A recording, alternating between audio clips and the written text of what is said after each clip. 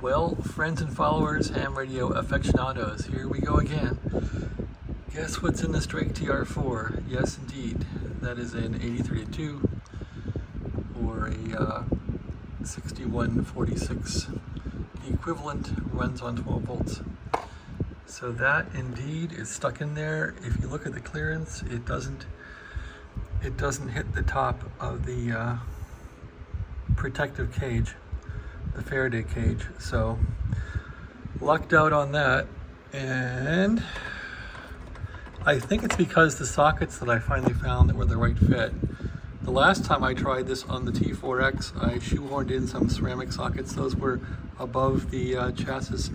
The guy that printed this article out in, I guess it was around 2000, either 4 or 12 or whenever that article was printed, he said you could find sockets that will go directly into the TR4, I'm sorry, the T4X.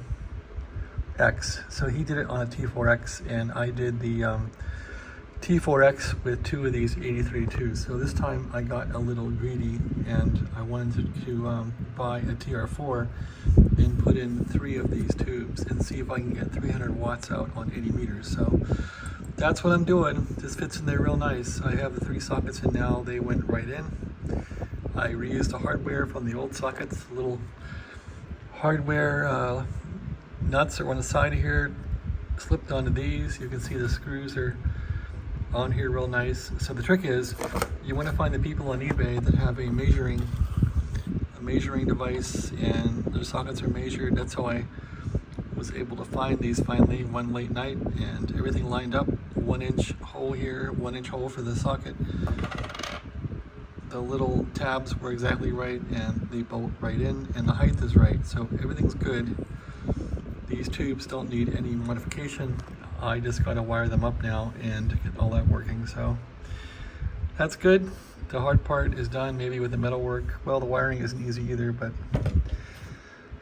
that's how it is.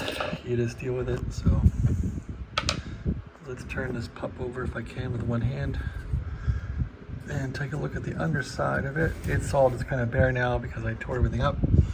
You can see the old sockets are here, and they're littered with wires. I'm going to try and use the same wires too that were on this thing, the same Drake hookup wires, and not put in some hacky wires that I had before on the T4X. Anyway, that's my little video here on the TR4. I love TR4s, maybe more than a T4X R4A or whatever.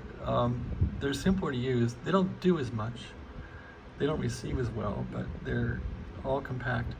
The other good thing here is I don't have to take the band switch out. On the T4X, I had the band switch out, and the right hand gear shift thing with the crystal oscillator, all that doesn't happen on this. Leave in this band switch and it's much easier. There's also a lot of room in there, so now it's time to start wiring up the heaters and start to wire up the RF input, and then put the grid, the screen on this thing, and then the grid bias, and that's it.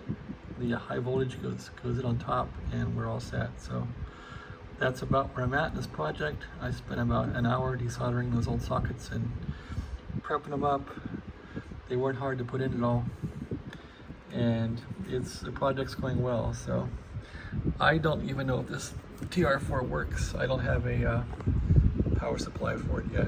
I sold off my power supply with the other equipment I had, but we'll see if it works or not. Anyway, I didn't want to waste time. I wanted to get these in here. I have 2 of these tubes here. I have 1 coming, so I'll have 3 of them, and that's it. I'm going to be curious if we can get 300 watts out of this thing on 80 meters, maybe 250 watts on 40 meters. I don't know. We'll see what happens. All right, thanks for watching. Have a great day.